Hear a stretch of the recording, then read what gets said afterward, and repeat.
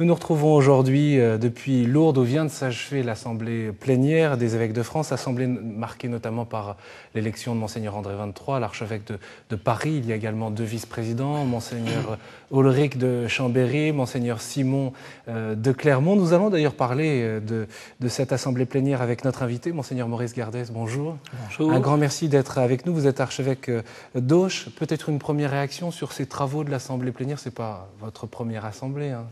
Ça fait 3 ans que vous êtes... C'est ma 6e assemblée, effectivement. Assemblée. Oui. Qu'est-ce qui est marquant? On parle de cette élection qui peut être considérée comme un tournant. Le premier point qui me paraît essentiel, c'est qu'il y a vraiment une fraternité entre nous. Et il y a un climat qui est vraiment un climat de liberté, de parole, d'amitié, de confiance, de bienveillance fraternelle. Et c'est quelque chose qui est absolument capital. Dans son discours d'introduction, là, il y a Monseigneur André XXIII, qui est donc créé cardinal, a eu la gentillesse et puis en même temps la nécessité de rappeler que c'est bien dans la continuité qu'il se situe. Ce n'est pas d'un seul coup que les choses se changent complètement. Donc on est bien dans une continuité. Ça n'est pas d'un seul coup, mais ça peut en même temps... Chacun va marquer forcément de sa personnalité, de ses priorités, de ses convictions et de sa propre histoire. Avec vous, nous allons découvrir l'Église dans le Gers. Certains ne connaissent peut-être pas Auch, mais si je vous dis que c'est le pays d'Artagnan, le pays des Gascons, le pays du foie gras et de l'Armagnac, alors là, tout de suite, peut-être pour les Français, c'est plus clair. Je rajouterai le rugby. Oui, le rugby. Monseigneur Gardès, vous avez déjà célébré la messe en gascon, parce qu'il paraît qu'on célèbre de temps en temps en gascon. Je n'ai pas la joie de parler cette langue magnifique. Donc je n'ai pas encore célébré, mais il arrive effectivement que la messe soit célébrée en gascon. Auch, c'est à une centaine de kilomètres de Lourdes. L'église dans le Gers, c'est 26 paroisses nouvelles pour 180 000 habitants à peu près, 110 prêtres, dont 92 prêtres. 92 prêtres. 92 prêtres, dont 40 de plus de 80 ans. Mais c'est aussi... Autant dire que le territoire conserve. C'est également plus de 200 catéchistes. 400 conseillers paroissiaux, c'est-à-dire la mobilisation des laïcs pour faire vivre l'Église sur ce territoire, qui est très marqué par la campagne, le monde rural. Tout à fait. C'est un peu l'Église est dans le pré, l'Église dans le Gers. C'est l'Église est dans le pré. Le bonheur est dans le pré. Le bonheur est dans le pré, pardon. Le film d'Étienne Châtillier. Oui. Bon, c'est sûr qu'il y a un climat de vie, il y a une qualité de vie et qui attire d'ailleurs beaucoup de personnes qui viennent voir d'autres pays, puisque pas mal d'Anglais viennent s'installer et achètent des propriétés. Mais j'aimerais surtout insister sur ce qui s'est passé dans la réorganisation des paroisses, qui sont passées du temps de mon prédécesseur, de Monseigneur Maurice Fréchard. C'est-à-dire qu'avant, il y avait 507 paroisses pour 463 communes dans ce département. Et il n'y avait plus la possibilité de nommer 507 curés depuis longtemps. Donc une réorganisation a été faite. De 507, on est passé à 26. À 26 paroisses qui sont regroupées en 7 secteurs. Mais il y a une tension qui a été évoquée d'ailleurs à plusieurs reprises des échanges pendant cette assemblée, c'est la nécessité de s'organiser autrement sans perdre la dimension de proximité. Et en particulier dans un contexte économique qui est souvent assez difficile, où parfois même le monde rural a l'impression d'être un peu abandonné. Il est apparu très très important au niveau pastoral de ne pas perdre la dimension de proximité. Donc c'est là qu'il y a des répondants par chaque commune et on a souhaité qu'ils fonctionnent un peu comme les disciples, 2 par 2. C'est bien qu'en fait, au total, c'est de l'ordre de 800 répondants qu'il y a et qui ont le souci précisément d'informer le curé de ce qui se passe, le conseil paroissial et de temps à autre des rencontres qui permettent de faire une évaluation de toute cette vie qu'il y a au niveau local et de toute cette vitalité humaine et spirituelle. Je crois que c'est très important. Monseigneur Gardès, on a de l'humour, je pense, dans le Gers, parce qu'en tout cas, sur le site internet officiel de votre diocèse, on trouve une rubrique « Bonnes histoires de curés du Gers ». Alors quand même, je vais vous en citer une. L'abbé Kella, qui a vécu de 1913 à 1978, a laissé le souvenir d'un homme très concret, proche de ses paroissiens, dit-on. Il n'avait rien d'un intellectuel. 20 jours de la visite pastorale de l'archevêque. Dans cette circonstance, les curés faisaient l'état des forces vives de la paroisse, en précisant ce qu'ils avaient trouvé à leur arrivée, ce qu'ils avaient réalisé, c'est encore le cas aujourd'hui d'ailleurs. Et l'abbé lui déclara à peu près ceci: « Monseigneur, quand je suis arrivé dans cette paroisse, il n'y avait rien, pas même une brouette. » C'est le cas souvent, enfin, ça peut être le cas. Ça peut être le cas. Bon, c'est avec le langage gascon, mais de fait, concrètement, il y a toujours au point de départ quelque chose de la vérité, bien sûr. Oui. Il y a parfois donc une grande pauvreté de l'Église, y compris dans ses moyens d'action. Il y a des communes qui ont moins de 50 habitants, donc même pour le conseil municipal, il n'est pas toujours facile de composer, sinon uniquement avec ceux qui habitent dans le village. La place des chrétiens, alors dans ces villages, quand il y a 50 personnes Eh bien, ma grande surprise, moi qui suis lyonnais d'origine, je trouve que proportionnellement à la population, il y a plus de vitalité ecclésiale dans ce département qui compte au total les dernières statistiques, 179 760 habitants. Eh bien, on se retrouve avec... Ben oui, parce que j'aime ce département, vraiment, où je suis admirablement accueilli. J'aime beaucoup cette population par son sens de la relation, de l'accueil, de la vitalité, la joie de vivre, de manger ensemble, de faire la fête, la musique, les bandas. Il y a toute une vitalité extraordinaire. C'est propice pour annoncer l'Évangile, cette convivialité? Eh bien, ça, c'est un point qui est absolument capital au niveau de l'évangélisation, c'est d'être présent à la vie des hommes. Et là, on est en plein dans la continuité de Gaudium et Spes, donc le grand texte du Concile, au niveau de l'Église présente au cœur de notre monde. Et il est vrai qu'avec les Gascons, ce n'est pas triste. Donc vous êtes bon vivant. Oui, tout à fait. J'ai toujours aimé la vie. Monseigneur Gardès, vous avez été nommé archevêque d'Auch par le pape Jean-Paul II il y a quasiment 3 ans maintenant. Toute votre vie était liée jusqu'alors à Lyon. Vous êtes un véritable Gaune, hein, né dans le quartier de la Croix-Rousse. En 70, vous entrez au séminaire Saint-Irénée. Je voudrais qu'on parle juste de cette période avant le séminaire, parce que vous êtes passionné de physique quantique, de physique théorique. C'est-à-dire qu'avant, oui, effectivement, je suis rentré un peu tard au séminaire, mais avant, j'ai travaillé dans le monde de la physique. J'avais fait une maths sup et maths spé au lycée du Parc à Lyon. Après, je suis parti faire de la physique quantique à Grenoble, et quand j'ai quitté, on m'offrait un poste, justement, au niveau de la recherche en lien avec le CENG, le Centre d'études nucléaires de Grenoble, et aussi un poste d'assistant à l'université. Alors, si bien que j'ai continué à faire un peu de physique, y compris dans les 10 premières années de ministère, avec des maths sup et des maths spé, à la demande du cardinal, du diocèse. Et puis après, il m'avait demandé d'investir un peu plus en théologie. Et en même temps, bien sûr, j'étais vicaire en paroisse. Est-ce que vous avez conscience que quand on parle de physique quantique, en général, ceux qui écoutent ne comprennent rien? Mais c'est justement ce qui est passionnant. C'est ce qui est justement passionnant. C'est extraordinaire. Parce que je pense que plus j'ai travaillé dans ce domaine, et les années passant, j'aurais besoin de recyclage de plusieurs années, tellement les choses vont vite. Mais en même temps, moi, ça m'a fait grandir en humilité. C'est-à-dire, plus je trouvais des modèles théoriques qui permettaient de comprendre un peu l'évolution de l'univers, les galaxies, les différents modèles d'astrophysique qui existent pour essayer de comprendre la naissance de l'univers au niveau des formes actuelles et les différentes galaxies, les étoiles, tout cet univers. Au fur et à mesure qu'on avançait, je trouvais de plus en plus de questions. C'est-à-dire que je pensais que j'ai toujours rêvé d'avoir la réponse. Oui, d'avoir la théorie du champ unifié, donc c'est-à-dire d'avoir une seule réponse et qui permettrait de rendre compte de tout le système. Et puis, ce qui est merveilleux, c'est qu'au fur et à mesure qu'on avance dans la recherche, on s'aperçoit que le modèle rend compte quand même de l'ensemble de l'évolution, mais on trouve des petites exceptions. Et du coup, on est toujours appelé à aller de l'avant. Et moi, ce qui me passionne dans la vie, précisément, c'est de jamais s'installer sur des certitudes qui seraient absolues au niveau de la compréhension du monde et de l'univers.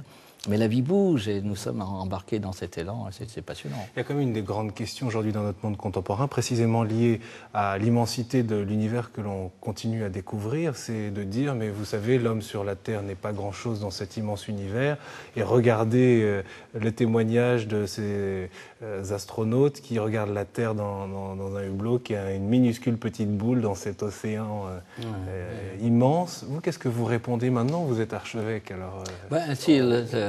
Je distingue de bien et en même temps chez moi ça ne fait qu'un. En raisonnement et en se situant sur un plan scientifique, moi ce que je trouve d'extraordinaire, c'est que par rapport à cette immensité de l'univers et ce qu'est l'homme dans l'univers, mais si petit soit-il, il est capable de penser cet univers. On est capable de penser à ce qui s'est passé il y a 15 milliards d'années, si on reste sur un modèle du Big Bang de Gamow, qui rend assez bien compte de l'évolution effectivement des galaxies. Mais l'homme est capable de penser cela. Et au niveau de ma foi, il y a de chrétiens de l'Église catholique romaine, eh bien, personnellement, je suis toujours émerveillé de cet être que nous sommes, comme dit le psaume numéro 8. Quoi. Là, il y a, Seigneur, toi qui créas la lune, les étoiles, que tu fixas, qu'est-ce que l'homme que tu penses à lui? Et chaque être humain est unique aux yeux de Dieu, il a du prix à ses yeux. Et en ce sens-là, moi je trouve que c'est encore d'autant plus merveilleux et important de continuer à décrypter ce monde qui nous entoure, puisque si nous sommes dans la prunelle des yeux de notre Seigneur, on a d'autant plus d'importance au cœur de notre univers. Et quand on découvrira peut-être la vie qui existe ailleurs, la vie extraterrestre, comme on dit, qui d'ailleurs alimente toujours dans les hypothèses au niveau scientifique. Il faut toujours garder toutes les hypothèses. Tout à fait. Ça ne remettra pas en cause, parce que beaucoup disent... Qu'est-ce que l'homme, Seigneur, que tu penses à lui? À peine ne fus-tu moindre qu'un Dieu. Il y a quelque chose d'une relation unique avec ce Dieu de l'Alliance. On poursuit avec votre parcours biographique. En 70, donc, vous entrez au séminaire Saint-Irénée. Finalement, Dieu vient vous chercher derrière les équations. Ouais, c'est-à-dire que c'était parti d'une interpellation d'un prêtre. Et comme je suis toujours un homme à aller jusqu'au bout de ce que j'ai commencé, donc j'avais terminé tout un domaine d'études. Après, je rentrais dans une carrière professionnelle. Et puis, j'avais demandé qu'il y ait effectivement un accompagnement qui puisse se faire. Donc, il s'est quand même passé 6 ans entre le moment où la question m'a été posée et le moment où je suis rentré au séminaire. Et 70, c'est l'année où beaucoup sortaient justement du séminaire. Et vous entrez. Peut-être que de temps en temps, on se retrouve dans des mouvements qui ne sont pas le mouvement des foules. Ça vous a marqué? Vous pensez que ça marque un ministère, du coup, un ministère sacerdotal? Du fait d'entrer alors que d'autres sortent, enfin de se trouver dans ce mouvement. L'histoire de chaque être humain est unique. Donc moi, ça a été mon chemin, d'autres, ça a été un autre chemin. Ordonné prêtre en 1975, vous êtes vicaire à Caluire et puis à Lyon, aumônier également de la jeunesse indépendante chrétienne. 9 ans plus tard, vous êtes nommé adjoint de l'archidiaconie de l'agglomération lyonnaise, assistant à la faculté de théologie de l'Institut catholique de Lyon. Vous entrez d'ailleurs au conseil épiscopal du cardinal de Courtrai. Vous avez côtoyé les différents archevêques de Lyon, Monseigneur Ballan ensuite, bien sûr le cardinal Billet, puis le cardinal Barbarin, que vous avez côtoyé également, vous avez accueilli oui, tout à fait, d'une certaine manière. Que d'hommes et en même temps si peu de temps passé à Lyon. Au niveau des archevêques, le cardinal de Courtrai est arrivé en 1981, en même temps que François Mitterrand, c'est comme ça je me rappelle des dates. Il est décédé en 1994, donc il est resté 13 ans. Par contre, après, il y a eu une succession, effectivement. Donc j'ai eu la joie de collaborer, effectivement, avec le cardinal Albert de Courtrai, qui était un grand mystique, qui était un homme d'une très grande finesse, d'une très grande intelligence. Et c'est lui qui m'avait particulièrement ouvert aux questions de relations avec le judaïsme. Oui, parce que vous avez été responsable des relations avec le judaïsme dans ce diocèse de Lyon. Voilà, c'est ça, oui. Succédant à quelqu'un que j'ai énormément apprécié, le père Martin Dudan. Et qu'est-ce que cela a apporté et comment ça sert aujourd'hui le diocèse d'Auch, l'église dans le Gers? Il faut dire que vous présidez le comité qui est chargé des relations aujourd'hui avec le judaïsme. Le Conseil national, je suis le président du Conseil national pour l'unité des chrétiens et les relations avec le judaïsme. Et il y a deux services nationaux, un pour l'unité des chrétiens et un pour les relations avec le judaïsme. Bon, c'est une certaine tension pour ma part à certains moments dans ce diocèse, parce que j'aime beaucoup être dans mon diocèse et ces charges font que je suis souvent à Paris, voire à l'étranger. Mais en même temps, c'est toujours le bonheur des Gascons de savoir qu'à New York, l'an dernier, lorsque j'étais invité, donc il y avait 13 évêques de France qui étaient présents, il y avait 20 cardinaux évêques à New York, ou l'an dernier que je me suis retrouvé en Palestine, en Israël, à Jérusalem, de savoir qu'au grand rabbinat de Jérusalem, de savoir qu'à Bethléem, de savoir qu'à Sibiu en Roumanie, où j'ai rencontré Monseigneur Florentine, qui est l'évêque gréco-catholique de Cluj. Bon, ils savent où il y a Auch. C'est extraordinaire. C'est extraordinaire. C'est cette ville qui fait 23 000 habitants. Ils savent où il y a Auch. Ou au mois de mai, quand j'étais à Moscou et reçu donc, par le patriarche Alexis II. Mais ça, faut nous raconter parce que vous avez préparé en quelque sorte par cette visite. C'était préparé avant, mais ça s'inscrivait dans une dynamique qui était déjà commencée. De la visite du patriarche Alexis II en France et notamment son passage dans la cathédrale Notre-Dame. Première dans l'histoire de France, le patriarche. Visite inédite. Oui, tout à fait. À Moscou, qu'est-ce qui vous a frappé peut-être J'avoue que j'ai été fasciné par ce pays. C'est la première fois que je mettais les pieds en Russie. Mais les échanges que j'ai pu avoir, y compris avec des étudiants à l'université de Saint-Pétersbourg, je pense sincèrement qu'il y a un renouveau spirituel qui se produit. Et au sein de cette Église, il y a vraiment un souci de respect de la vie, de l'évolution de la planète, de l'éthique, des questions de bioéthique. Il y a des questions très très semblables et des défis tout à fait communs avec ceux qui peuvent être exprimés par notre Saint-Père dans l'Église catholique. Là, il y a le pape Benoît XVI. En 1995, Monseigneur Jean Ballan vous nomme vicaire général et archidiacre du Rouennais. Le Rouennais, c'est 175 000 habitants, 153 clochers. Finalement, c'est presque autant qu'aujourd'hui votre diocèse réuni. Oui, tout à fait. Oui. Simplement, au lieu des côtes de Gascogne, et puis l'Armagnac, là-bas, c'était les côtes rouennaises. Et puis là-bas, c'était le Charolais, là, c'est plus les canards. Donc, il y a des espaces ruraux aussi importants dans l'archidiaconie du Rouennais. Vous l'avez rappelé lorsque vous avez quitté Lyon dans une lettre aux Lyonnais, votre souci de comprendre la vie de Monsieur Tout-le-Monde. Alors ça, il faut nous en dire plus, ce souci de proximité et surtout de rejoindre la vie quotidienne des Français, en tout cas ceux dont vous avez la charge. Oui, et puis même les étrangers. Je dis les Français, les habitants qui sont là. Les gens qui sont sur notre planète. Il y a des gens qui croient que je suis polyglotte, pas du tout. Mais j'aime beaucoup rentrer en contact avec tout être humain. Précisément, là, je suis pleinement habité par ma foi. Si tout être humain est aimé de Dieu et unique aux yeux de Dieu, eh bien, je sais qu'en le rencontrant, je rencontre mon frère. Et ça se concrétise comment, c'est capital. Assez facilement, je vais à la rencontre des gens. Et en particulier, lorsqu'on se retrouve dans des assemblées telles que Sibiu, on a eu au mois de septembre la 3e assemblée œcuménique européenne à Sibiu, en Roumanie. Je faisais exprès, pratiquement à chaque déjeuner ou dîner, de changer de table. Donc, j'avais une table avec des Allemands, avec des Autrichiens, avec les Roumains, de façon à pouvoir rencontrer un peu tout être humain. Parce que c'est quelque chose qui me parle de manière très très concrète de ce que c'est que le royaume de Dieu. Et dans le Gers, vous êtes invité ou vous vous laissez inviter par des familles? C'est un de mes problèmes parce que je n'arrive pas à répondre à toutes les invitations. C'est mieux dans ce sens que dans l'autre. C'est une population très accueillante, et y compris des rapports très très sympathiques avec les responsables des villes de cité. Oui. Justement, sur ce point, vous évoquez souvent votre attention aux enfants qui sont, vous dites, nos maîtres à penser. Alors, on a encore en tête ce que vous nous avez dit sur la physique, tout ce travail intellectuel, ces connaissances, et vous dites, les enfants sont nos maîtres à penser. Dans mon cheminement. Ouais. Donc, au début de mon ministère, effectivement, pendant les 10 premières années de ministère, j'ai travaillé aussi bien à l'éveil religieux des tout-petits, que l'éveil à la foi, que après, au niveau de la catéchèse. Et je pense que on chemine énormément au niveau de notre pensée profonde lorsqu'on est appelé à ne pas se réfugier derrière un langage. Toute tribu a son langage. Et là, avec les enfants, quand ils n'ont pas compris, ils disent « Moi, je n'ai pas compris. Est-ce que tu ne peux pas le redire autrement ?» Du coup, ça nous oblige à utiliser un langage qui soit un langage compréhensible par monsieur, madame, tout le monde, qui est Adam. En hébreu, Adam, c'est celui qui est tiré d'Adama, celui qui est tiré de la terre, c'est monsieur et madame, tout le monde. Là, il y a de pouvoir rentrer en communication avec eux et d'essayer d'annoncer ce message les enfants qui sont parfois de l'Évangile. Les enfants qui sont parfois malmenés aujourd'hui dans les familles, enfin... À qui la faute, j'en sais rien, mais en tout cas, c'est pas une réalité. Il y a beaucoup de souffrance. J'ai vu plusieurs fois des enfants, effectivement, pleurer. Et dans ce contexte-là, il n'y a surtout pas de jugement, parce qu'on sait combien la vie est difficile, mais il y a beaucoup de blessures, effectivement. On dit souvent que l'Église, sa première des préoccupations, c'est la famille, ou qu'elle soutient la famille. Par quoi ça passe concrètement? Et vous, comment vous le manifestez dans le Gers? Bien, on a beaucoup développé tout un travail en pastoral familial, mais ça se manifeste aussi concrètement sur le terrain.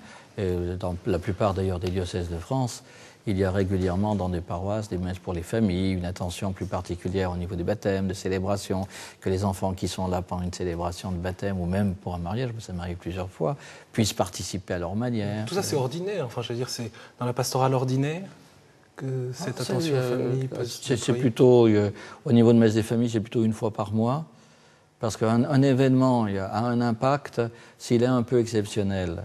C'est-à-dire que si c'était régulier toutes les semaines, je ne suis pas sûr qu'il y aurait la même participation. Je l'espère. Mais en même temps, on aurait envie de vous dire, la messe, c'est tous les dimanches, non? Oui, tout à fait. Oui, tout à fait. Donc les familles viennent, mais il y a quelque chose de plus particulier en particulier le contenu de la célébration, y compris des chants qui parfois sont choisis par les enfants eux-mêmes. Un chant qu'ils aiment bien, ils disent « moi je le veux à la célébration ». Nous l'indiquions tout à l'heure, 92 prêtres dans votre diocèse, dont 40 ont plus de 80 ans. C'est dire, je ne sais pas si le terme est exact, parce que en tout cas, d'un point de vue, quand on regarde l'avenir, une fragilité, non, pour l'Église? Ah, moi, c'est plein d'espérance. Ah oui, oui, tout à fait. Parce que ça nous oblige ensemble à essayer d'inventer de nouveaux modèles, sachant qu'il n'y aura jamais une communauté qui pourra exister dans notre Église catholique sans qu'il y ait un prêtre qui soit effectivement présent et qui soit tout à fait non seulement adapté à la communauté, mais à certains moments, je dirais que la communauté aussi puisse s'adapter. Parce que l'une des tentations, c'est de s'installer, y compris dans nos communautés catholiques. Donc, c'est-à-dire s'installer, c'est-à-dire qu'on fonctionner une certaine forme de routine qui s'installe. Or, le message de la foi, chaque dimanche, quand on proclame ce credo et qu'on dit ce mystère de la foi, nous croyons que Dieu s'est incarné, moi je ne vous cache pas que dans mon itinéraire personnel au niveau de la foi, ça a été un choc beaucoup plus important que celui des galaxies. À Lourdes, vous avez planché sur la formation des prêtres dans le cadre de cette assemblée plénière. Un groupe de travail a été conduit par Monseigneur Pascal Roland, l'évêque de Moulins, autour de cette formation des prêtres, la formation dans les séminaires. Qu'est-ce qui vous paraît essentiel aujourd'hui dans le contexte dans lequel se trouve l'Église dans le Gers ?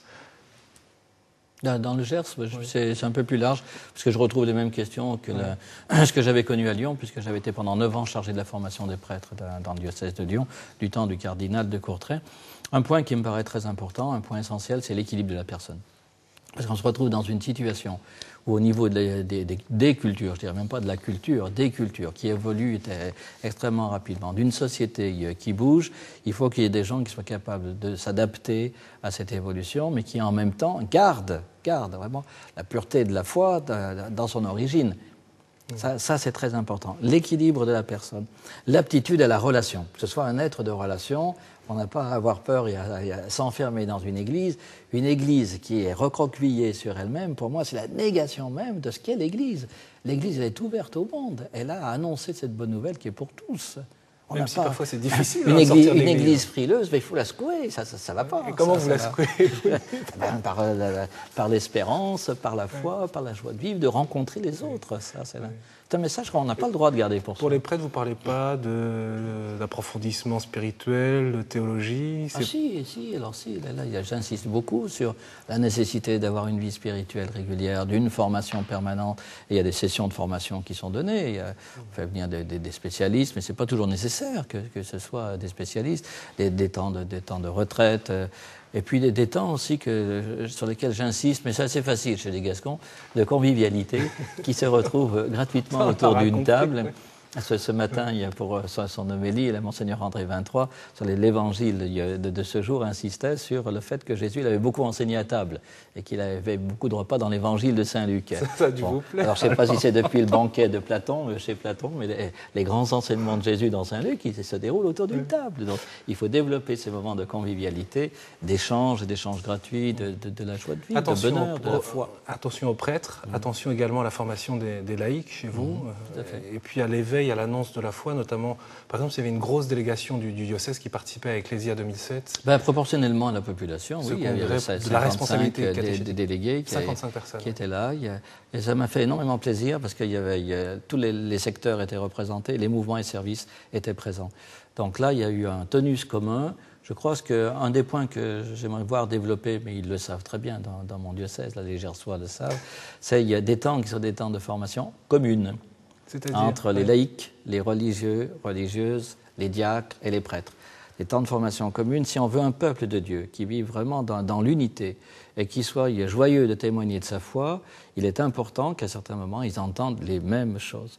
Et non pas qu'on ait une formation pour les laïcs, une formation pour les religieux et les religieuses, une formation pour les prêtres, de ceux qui ont moins de 10 ans de sacerdoce, ceux qui ont plus de 10 ans de sacerdoce. Il est nécessaire que cela puisse se développer, voilà, et que les gens puissent entendre la même chose. Quelles sont pour vous les perspectives pour l'Église dans le Gers, chez vous? Bien, les gens le savent déjà, ceux qui ont participé à Ecclésia 2007, c'est de donner une suite tonique. Mon homélie de la messe chrismale, par exemple, pour le Mardi Saint, est déjà faite. Dans ma tête, oui. Bon, et vous allez, alors un petit scoop, vous allez nous dévoiler ce que vous allez dire. Oui, mais comme la cathédrale est pleine, là, on profite et que justement, il y a toute cette diversité du peuple de Dieu. Moi, j'insiste énormément justement pour que cette catéchèse, cette annonce de la foi soit vraiment pour tous. Et avec les compétences de tous. Et on n'ose pas suffisamment Qu'est-ce que vous observez dans les villages, par exemple, quand il y a des villages? À certains moments, on manque un peu d'audace. Il y a besoin de secouer un peu le cocotier de temps en temps. Ça signifie quoi? Ça signifie d'abord témoigner, parce qu'il y en a beaucoup qui vous diraient, mais attendez, Monseigneur, on ne sait pas faire, on ne sait pas de quoi vous nous parlez. C'est ça. Mais je crois qu'il y a beaucoup de timidité ou de pudeur des gens qui croient qu'ils ne pourront pas faire. Ça, je pense à des catéchistes pour des enfants, et qui disaient, moi non, je ne veux pas le faire parce que je ne saurais pas faire. Puis une fois qu'ils sont en contact avec les enfants se chargent de les faire avancer. Et il y a ceux qui reçoivent le plus, finalement, c'est ceux qui donnent. Monsieur Gardès, on finit par une bonne histoire de curé du Gers, tirée du site internet dont on peut facilement retrouver l'adresse. Monseigneur Béguin, archevêque d'Auch, qui vous a précédé, un curé qui lui servait le café dans une tasse ébréchée. Monsieur le curé, vos tasses, elles ont fait Verdun. Rassurez-vous, Monseigneur, répondit le curé, j'en ai d'autres, mais je les garde pour les grandes occasions. Voilà, c'est caractéristique de ce pays. Bienvenue dans le Gers. Eh bien, merci, un grand merci d'avoir été ici avec nous depuis Lourdes, alors que s'achève cette assemblée plénière des évêques de France. Bien sûr, nous nous retrouvons la semaine prochaine pour une nouvelle rencontre. D'ailleurs, nous profiterons du passage à Lourdes de Monseigneur Emmanuel Lafont, évêque de Cayenne, pour le retrouver. D'ici là, très bonne semaine à vous. On se retrouve bien sûr la semaine prochaine. Courage, à bientôt.